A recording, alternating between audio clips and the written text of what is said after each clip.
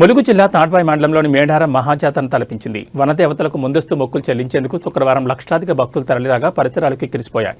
సంక్రాంతి సెలవులు ముగుస్తుండటంతో అమ్మవార్ల దర్శనానికి భారీగా భక్తులు తరలివచ్చారు. జంపన్న వాగులో పుణ్యస్నానాలు ఆచరించి సమ్మక్క సారలమ్మ, గోవిందరాజు, పగడిగిద్దరాజు గద్దెలపై ఎత్తు బెల్లం, పొడిబియ్యం, పసుపు, కుంకుమ సమర్పించి మొక్కులు చెల్లించుకున్నారు.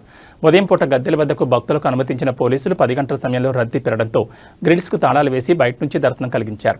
కళ్యాణ మండపం వద్దన్న క్యూ ద్వారానే భక్తులను దర్శనానికి పంపించారు. ఆర్టీసీ బస్టాండ్ నుంచి క్యూ ద్వారా వచ్చే భక్తులను గద్దెల వద్దకు వెళ్లకుండా గేట్లను మూసేశారు. ప్రోటోకాల్ దర్శనాలను కొందరిని దర్జాగా గద్దెల వద్దకు అనుమతించగా సామాన్య భక్తులు మాత్రం దర్శనానికి గంటల తరబడి వేచి ఉండాల్సి వచ్చింది. నిన్న ఒక్కరోజే 6 లక్షల మంది భక్తులు అమ్మవారిని దర్శించుకున్నట్లు అధికారులు అంచనా వేశారు.